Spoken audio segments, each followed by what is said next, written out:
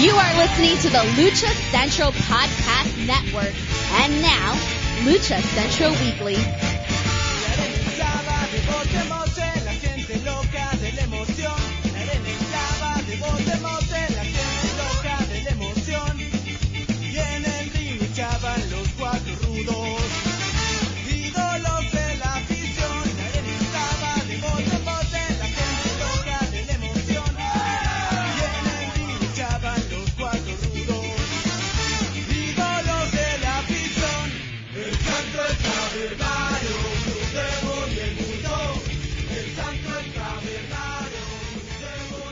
Hello, everyone, and welcome back to the Lucha Central Weekly Podcast. This is Miranda Morales. I'm being joined by Dusty Murphy and Brendan Barr, and we have a very special interview for all of you today. We are very excited to have this person on the show. Please welcome a woman who has been featured all over, including the United Wrestling Network, Lucha Libre Volcanica, PCW Ultra, AAA, AEW Dark, and even a part of Mass Republic's Expo Lucha. She is not only a wrestler, but also an entrepreneur, an advocate, a model, and just a professional badass. Please welcome to the show, Viva Van. Hey everyone, thank you so much for having me. Thank you so much for joining us, Viva. As I mentioned, we are super thrilled to have you on this show. It's, a career that I know we've been following, just because our show is really focused on independent wrestling and talent. And you truly have been all over. Just the short list that I provided doesn't even really do justice on your whole background. So we're definitely wanting to get into a deep dive more into your wrestling background. But I wanted to ask, what was the inspiration of pursuing professional wrestling? Because of the diversity of your background, your education, all of the things that you've done, what made you want to go into professional wrestling?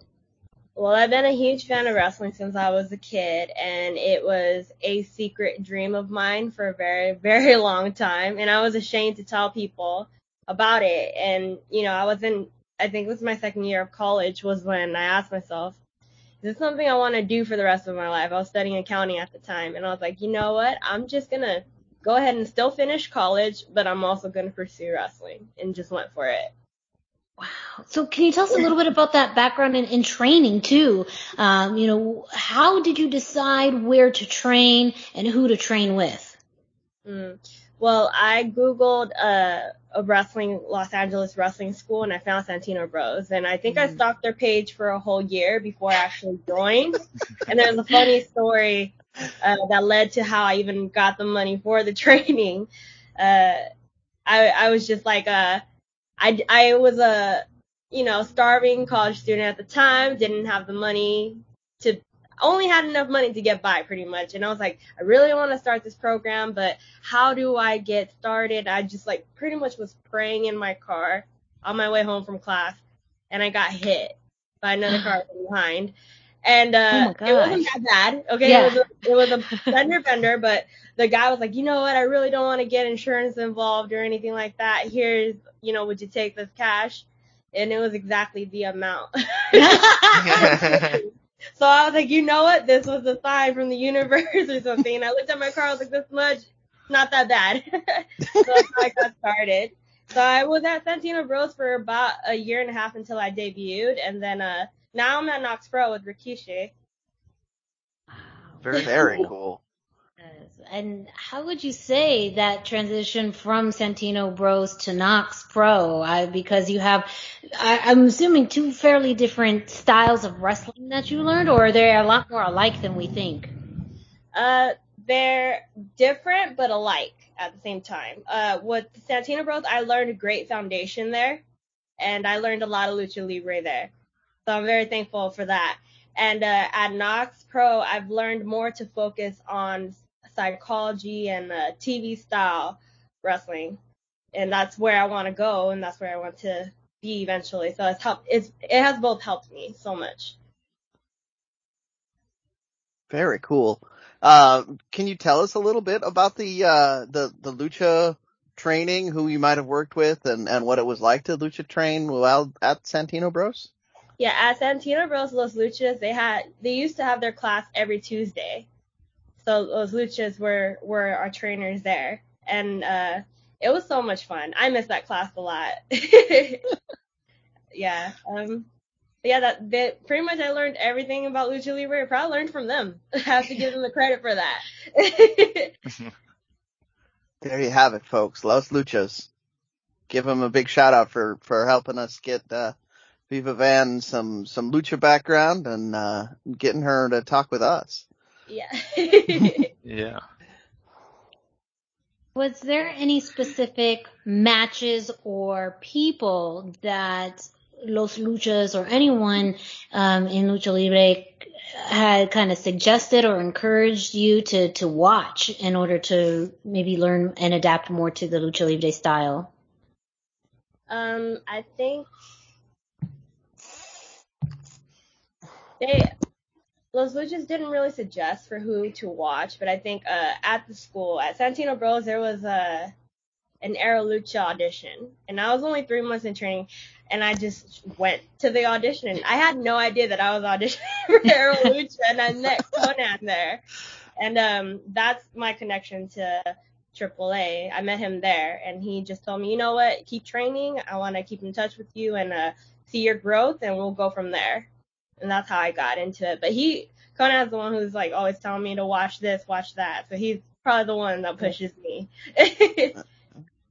to keep practicing the style. That is what he does. He definitely pushes people to, and he's big on advocating for the style, especially up here in America, where it's a little harder to find if you don't know where to look. Yes, it is. So can you tell us what it was like? I mean, you talked about AAA, and you ended up in AAA really right before the pandemic hit last year. We saw you, of course, through that crossover with MLW and AAA and other shows in AAA. Mm-hmm. What was it like working in AAA and making it to that milestone in your career? I was very scared, but I tried to keep calm. I was very thankful for it. It was a very cool experience. There's just something about wrestling in Mexico or in TJ, the Auditorio. Yeah. It's just 5,000 people there, like on a Friday night. And that's what, like, you see families there. Like, if that's like their thing to do, families over here go out to the movies and stuff like that. But in TJ, it's like a family event. Like, let's go watch some Lucha Libre. And I thought that was really cool. What would you say the most interesting part of wrestling, like pre-pandemic and post-pandemic, is? Like, we've seen you in a lot of companies, you've grown your name and your brand awareness and a lot of appearances. But out of all those appearances, like before and after, what's been the most interesting contrast and change for you? Well, before I wouldn't really worry much about going into the crowd or the audience, but now when I do go into the audience, I'm like, oh wait, have I done that?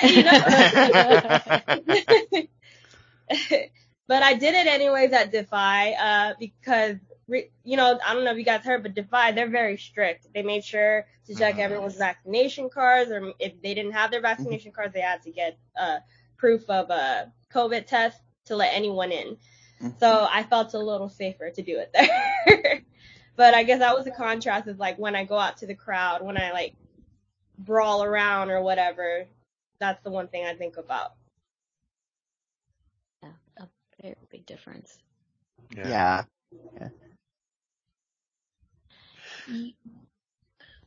I was going to say, you mentioned Defy. As of today, we saw the poster, HellBent, October 14th in Los Angeles. You were featured on that poster.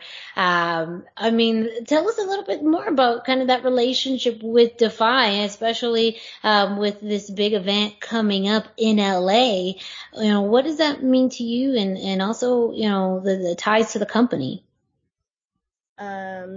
Well, I'm very grateful for the opportunity to be on Defy the past when was this? Like 2 weeks ago, a week ago? I'm already losing track of my days. 2 weeks ago, yeah. It was my debut, and I was very thankful. I had a great experience there. I loved the people who run Defy, the wrestlers that wrestle at Defy, the fans, like everyone there is just all love, and I'm very happy to be a part of it. And to hear that they're coming to LA and they want me to be a part of it, it's an honor. It's really an honor, and I'm hoping for the best because it's their debut in LA, and I want to show them what my hometown is all about. Yes.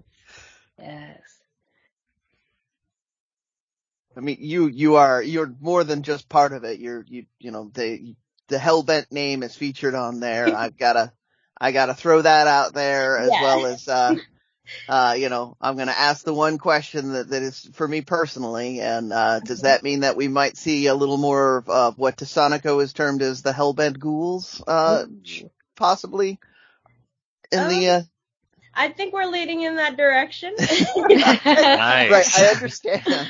I'm really just trying to get that name out there a little more because I think that's very cool. Yeah, Sonico came up with it. I loved it. Yeah, he was a creative one with that. As soon as Brendan told us about that name, it kind of sounded pretty cool. And both of your aesthetics are a little dark, so I could see this being a pretty dark tag team. Uh-huh. Yeah, so it would be very cool to keep tagging with him. I had a great time tagging with him. Yeah.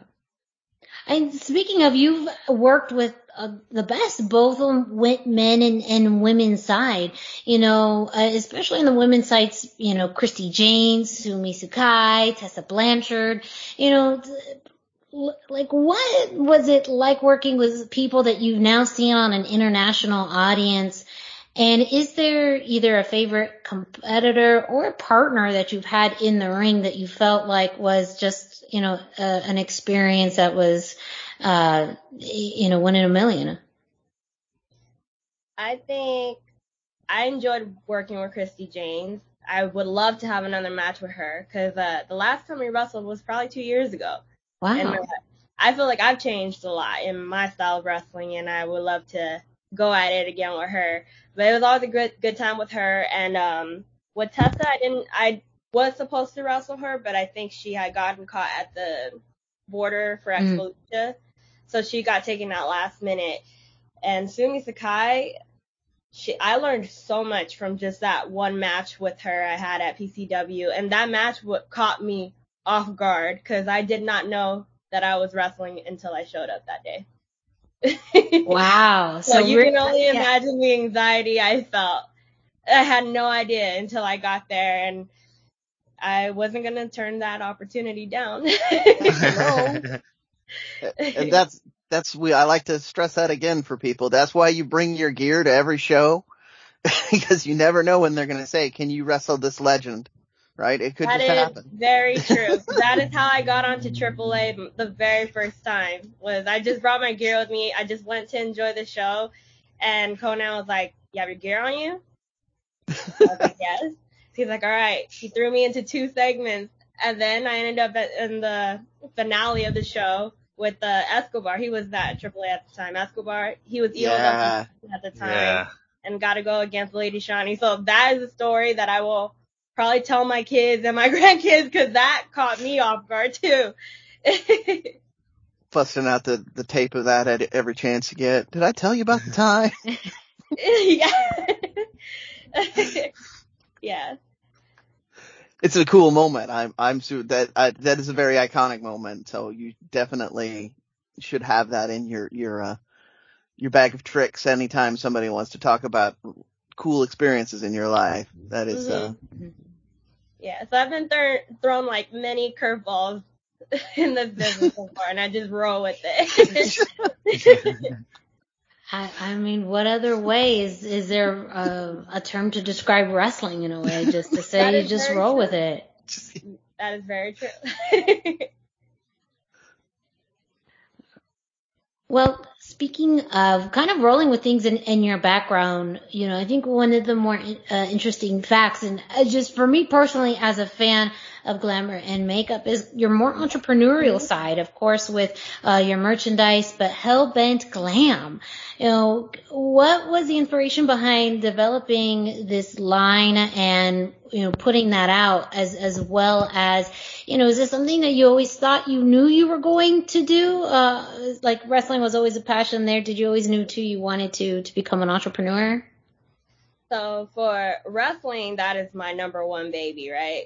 But when it came to, it happened during the middle of the pandemic. I had just graduated college. I didn't end up going through with accounting, but I went through marketing. So I thought, you know what? I'm at home. I'm bored. I want to do something, and I love makeup. What girl doesn't love makeup? So I decided to put all my focus onto that while I had nothing going on at the time, and that's how HellBent Glam was created. Very cool. Yeah. And it's a lot of work to go into putting in your own, style of makeup too. And how hands-on were you in the actual process of developing the actual products? I'm hands-on with everything. I'm a one person doing it all. So it's very hard. It's very hard to maintain it as well. And yeah, I'm very hands-on with like the colors, the what I wanted to make sure that it was going to be cruelty-free, vegan makeup. And I'm very picky with what I put on my site, which is why I don't have much. We had more. But I will be releasing some new makeup at the end of this year. Very cool. Yes. So you said you had that marketing background, so I'm just going to go ahead and ask that on that. Like, marketing this, how is it a struggle to make your brand stand out from the others while still kind of keeping the passion you've got for the fine, for the quality of the smaller line you've got? Well, I tried to apply everything I learned from school. Like when it comes to the way I post or the way I market my makeup, I tried to I pretty much took in everything I learned in school and just applied it to both my HellBent Glam page and my regular personal page. Excellent.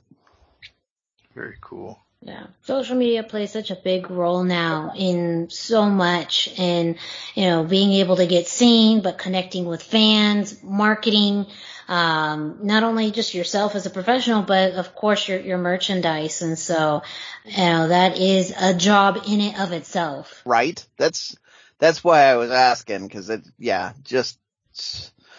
that's what I wanted to do for a living for a little while, and it is a job. So being able to do that and balance a wrestling career and all the other things you've got going on, is, pretty impressive. Thank you. Yeah. Speaking of social media, we saw, your efforts to raise money to fund the construction of a wrestling ring for the first pro wrestling school in Vietnam. And so, what's the wrestling scene like in Vietnam, and how are things going with the ring and the school? So for the school, right now, COVID is really bad in Vietnam. They're going through a wave right now. So they haven't had a show since, I think, June of 2020. But the ring is there. They finally have, and they're able to train in a ring, as before they were just training on mats. So that's what's going on. But once, everything calms down with COVID, I do plan on going back to Vietnam and helping them out. Very cool. Is that is the funding for that still available for people that might want to continue to support that project while it's a little less able to run on its own 2 feet? And we haven't set up we already reached our goal for the ring, but we haven't thought of starting a fundraiser for them, which we might possibly do once we start getting shows running again. They will definitely need some help with that. So I will let you know. Yes, please do. That's why I'm asking, because I wanna throw my support in behind that if at all possible. Thank you. Really appreciate that. What's the wrestling scene like in Vietnam? What do they, is it mostly WWE? Is that what they know? Do they know more international stuff? Are they fairly smart to wrestling? What's it like there? from what I know and from talking to them, I haven't been there in person yet. I think they're pretty much watching everyone and just learning by watching everyone. They haven't really had a teacher to come teach them. I think there's only one student there that actually went out and trained in Korea for a little bit of or a short period of time. But other than that, they're just watching everybody. They're watching WWE, AEW. They're watching the indie scenes in America, the UK. They're watching everything. So cool. Yeah, so cool. Yeah. Is there anything you think from Lucha Libre, from your experience, that you think would be valuable for the wrestling scene in Vietnam, whether for fans or for people to train, that you think could be transferable, or just something that, with, like you mentioned from your experience, that you could think that could be something that would benefit the growing scene in Vietnam? Yes, 100%. They do. I didn't mention it, but they do watch Lucha Libre, and there is a student there that does all the high flying stuff without a teacher. I don't even know how he does. Cool. He just did it on his own. But imagine if he actually had someone to teach him more. Like, that kid's gonna be amazing. But Lucha Libre is also a big influence over there. Like I'm telling you, they're even watching Japan wrestling, watching everybody, trying to learn from everyone as much as possible online. I think one of the first comments I got from them when I had first reached out to them was that I introduced myself to them, and they're like, "Oh, we know who you are. We saw you on Santino Brothers Wrestling YouTube channel." So they've been watching. That's some deep cuts there if they're watching that, because I have trouble finding it sometimes, and that's on my regular rotation. So yeah. Yeah, and again, it's a cultural experience, and I think that's why Lucha Libre in and of itself, as you mentioned, it's a family experience, and those themes carry on in lots of different cultures. Mm-hmm. So it's almost, wrestling does feel like a universal language. No matter where you are, there's always a place for wrestling. Is that why it was really important for you to bring wrestling to Vietnam? What really inspired you to really push forward to fundraise for a ring there? Well, when I first started, there was no other Asian wrestlers that I knew of. And if they were Asian, they were Japanese. And, of course, Japan wrestling has been around for such a long time. But I wanted to know if there was, any Vietnamese wrestlers, like if there's anyone else just like me. And when I Googled that, that's how I found them. And I thought, I saw their documentary, and I saw how determined they were to, put on a show and keep working on a mat, on probably a 2-inch mat. It's not even that thick. Just the passion alone of them doing that, I felt like I have to help them. They're just like me, but on the other side of the world. I think it's awesome. Yeah. That's some pretty awesome dedication on their part. And, again, thank you for supporting them and bringing it to, our attention on the more, global scale, shall we say. Mm-hmm. I mean, you've mentioned wrestling in Tijuana, all over the United States. Hopefully, you mentioned getting to Vietnam. Are there any other places that you would just love to wrestle in, especially, an ideal world where, we had more open travel? But what are some of, the places that in your career you absolutely have to wrestle in? I want to go everywhere. Canada, Japan. I want to go more deep in Mexico, Mexico City one day maybe. Yeah. I want to go everywhere. So there's not just one specific spot. I just want to travel the world and wrestle. That sounds like a dream come true. Yeah. That's to ask for, just travel the world and wrestle. Yeah. That's it. That's all a girl needs sometimes, is to travel the world and wrestle. Mm-hmm. Yep. We got to ask while you're here, who's your favorite luchador? That's a good point. Yeah. There's a lot. Now if I pick, all my colleagues are probably gonna get mad at me for not mentioning this. I don't know. Let's just say that. But, there's, so especially as, you mentioned wrestling in Tijuana compared to, say, in other parts of Mexico, wrestling more in the California and in the, northern Mexico scene, how was that for you as far as, learning and from that style and even the differences? Because, Santino Brothers absolutely, gave you that foundation, but going out into the world and also seeing kind of the interpretations of Lucha Libre is different in each place. Was there anything that surprised you about Lucha Libre compared from your training to going out into the, into promotions and traveling and working Lucha Libre shows? I think my school did a really good job at covering everything that I needed to be prepared for. They just told me just be prepared for anything.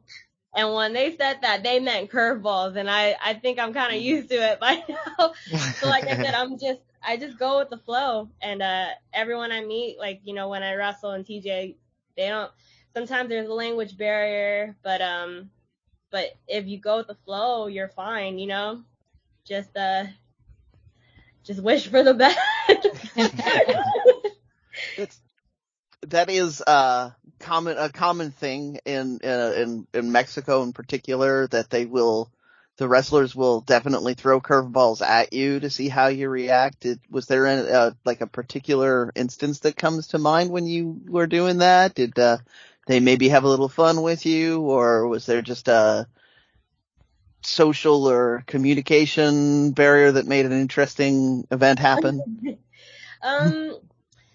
I think there's I hear jokes and they're laughing, but I don't know they're cracking jokes about me, but I'll look straight at them. I'm like, I know you're making fun of me. One day I'm going to learn Spanish and I'm going to make fun of you back. Just something like that, just like passing by jokes. Mm-hmm. But other than that, no, I've had a great experience there every time I've gone there, and I would love to come back. Well, they do say, just so you know, they do talk a lot about wrestling in the North is the key to making it. If you can wrestle there, you can easily wrestle in Mexico City. And since you mentioned that as a goal of yours, mm-hmm. and you seem to be so well adjusted and enjoy it so much, you are on the right path there. But that kind of leads me to ask another question. Is there a dream matchup you have somewhere in Mexico City? Any company? Well, AAA. But any company. It doesn't have to be, you don't have to tell me what company you want. Just, a dream wrestler that works for any company. A dream wrestler? I would love to go at it with Lady Shani again now that I've worked a lot more. Yeah. I was brand spanking new when I first wrestled her. Now it's different. Yeah, I mean, her talent and skill level is just, yeah. I mean, very talented, it's so talented. Yeah, very, very talented. But it's one of those things, I'm sure, that anytime you get into the ring, you learn something new. And like you've already said, going back to Lady Shani and Christy Janes, who you were back then is not the Viva who you are now. So going back to, revisiting some of those to see how far you've progressed and evolved. Yeah. That's all I can, imagine a lot of people saying, who's someone new, but also being like, no, I want to see who I am now against these people, and also how they continue to progress and evolve as wrestlers. Lady Shani is really that Yave style is, she continues to grow that. And Christy Janes now too is, evolving with all the companies and promotions that she's working with. Is that also something that you see with every place that you go? You pick up something different, or you just pick up, something new that you add to your bag of tricks? Yes. Well, with every wrestler I wrestle with, I feel like I learned and I grow each time. So that's why when people say, oh, who do you want to wrestle? I really don't have an exact answer. I want to wrestle everybody because I learned everybody's different, and you learn one thing from that wrestler, you take it with you to your next match, and then it's just you add on more and more to your resume in a way. So you just learn different styles and different skills from different people. Yeah. And I think that's one way to grow in wrestling. Yeah. Well, and you also have a very unique style and career in which you've also wrestled and tagged with a lot of male wrestlers too. And that is not something you are afraid of. You seem to embrace that as well. Is that something that you were always fairly comfortable with, or did that kind of take time for you to be able to be more comfortable wrestling with, both men and women? Well, when I first started training, I got used to intergender wrestling right away. That, I think, because there was only 2 or 3 other girls in my class, and then eventually I was the only girl in my class. So I got very used to intergender wrestling before wrestling with women, like the opposite. Yeah. Oh, okay. So I had to get used to wrestling women when I started working. Yeah, that is one of the reasons I'm glad we could get you on here, because that is an unfortunate reality in the schools, is that the ladies are still vastly outnumbered, and that means a lot of the time they're working almost exclusively with the guys, and then they're in for a little bit of culture shock when they have to go out and wrestle against a lady instead, because things are different, even though they shouldn't be, sometimes they are. So it's a great experience to have that. But I really appreciate that you are kind of fearless about presenting it that way, shall we say? Because we had that intergender match at Defy, and there was no hesitation on anybody's part. They just embraced you doing it. And it was something exciting to be in the room for. So, thank you for that. But also, was there any interesting stories about the first time you wrestled, maybe a non-intergender match, since that was your background first? No,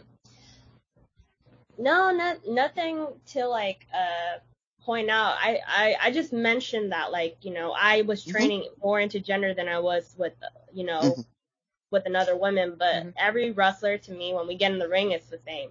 We're both wrestlers. We're both going at it. There shouldn't be a difference when it comes to gender. We're just both competitors. Yeah, we'll go back to that universal language. Not only does that break cultures, it just, it breaks a lot of maybe divisions, whereas normally people would think that's for men, that's for women, that's for people who work here or live here, that's for this part of the world. I think you absolutely display how wrestling is a part of everything. You've made it into every aspect of your life within, you've wrestled in different, places. You've incorporated it or brought it in through different cultures and countries. And so I feel like that is a fairly universal theme. Is that something you intended to do, or is that just kind of how it happened? Just how you roll. That's how you roll with it. That is the theme of tonight. Yeah, just roll with it. Roll with it.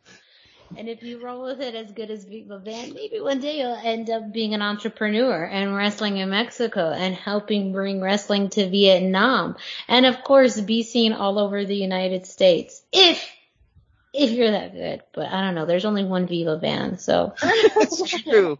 You've taken it up all the good luck for most people. But, it's because of that. I think it's just that theme, exactly that, like the ability to roll with things, the ability to, be very open to things, and also looking at wrestling without any lines, without any barriers. And, obviously that has allowed you to be a part of so many different opportunities, but also bring wrestling to a lot of people. So a huge congratulations to all the things that you've been able to do so far, and the many, many more things that we absolutely anticipate in the future. Thank you so much. Yes. Well, that does it for the Lucha Central Weekly interview. Thank you so much, Viva, for your time. Would you like to let our listeners know where they can find you on social media, any upcoming shows, whatever you'd like to share? All right, well, everyone, you can find me on IG, Facebook, and Twitter at HellBent Vixen, and make sure for October 14th in Highland Park, check out Defy HellBent and PCW Ultra, All Systems Go, October 22nd. Yeah. Be there. I was gonna say we ostensibly had said that we wanted to talk about that, and then we completely forgot to talk about PCW. So rerun. No, I'm kidding. I was gonna say we're gonna roll the tape back. After that more. This coming Saturday, September 11th, you will be part of the Lucha Libre Mexicana show. Is that correct? Yes, that is correct. Agua Caliente Casino, that is Cathedral City, California. That is being run by our own Mass Republic. So shout out to Mass Republic and Lucha Libre Mexicana for that event. It's going to feature a lot of fantastic wrestlers, including Pirata Morgan, Psychosis, Extreme Tiger, Rey Leon, Solar, Baronesa, and of course, Viva Van. How does that kind of feel to be in such a pretty stacked card like that? I love it, and I love working with Mass Republic. So all the people that are on the card, it's good to see them all again.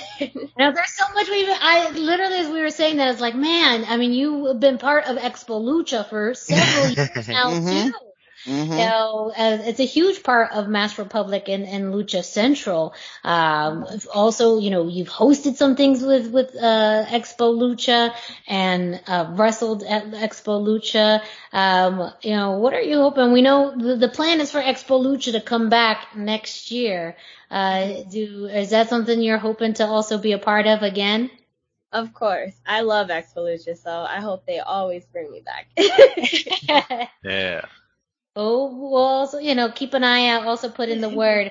Not that we have any sway in it, but we would just love to continue to see Viva Van at Expo Lucha because it's fairly synonymous now. You can't have Expo Lucha without Viva Van. I mean, when you put it that way, it just makes sense. I mean, so just real quick, then you are doing that PCW Ultra show. We are hoping to have some of our presence down there, but do you have any sort of preview or thoughts on that show as well? Are you looking forward to seeing them back in action after shutdown? Yes, every big show in LA I've missed. I think we all have, like all the fans, every wrestler. So we're just happy that California, SoCal at least, we're starting to get things going again. It's a big deal. I might cry. Not the makeup. That'd be a first for us to see. So might cry, like happy tears. Happy tears, yes. That's another makeup test. I wonder is how waterproof it is. Will it stay on? Okay, it's good. I did the setting spray. These are important things, you guys. Okay. Yeah. No, very absolutely important things, okay?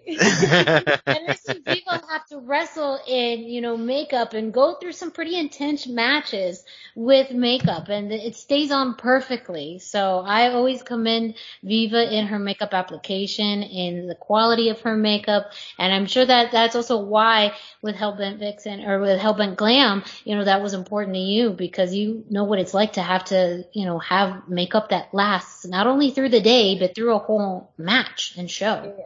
I've definitely had my eyelashes come off, fly off, along with my contact lens. Like, it gets pretty intense, okay? Well, again, thank you so much, Viva Van, for joining us. Don't forget to follow Viva Van on social media. Check out some of the shows that she's going to be a part of over the next few weeks, including Lucha Libre Mexicana at Cathedral City, PCW Ultra, Defy, HellBent, and much, much more. Thank you so much, Viva, for your time, and Make sure to stay tuned to the Lucha Central Weekly Podcast each and every week at luchacentral.com, as well as your favorite podcast streaming platform, iTunes, Spotify, Google Play, iHeartRadio. luchacentral.com is your centralized place for all things Lucha Libre. And don't forget to follow Lucha Central on social media at Lucha Central and at luchacentral.com for all of your Lucha Libre news and events. I'm Miranda Morales for Dusty Murphy and Brendan Barr. We will be with you next time. Lucharán a 2 que 3 caídas sin límite de tiempo. En esta esquina, el santo y el tabernario.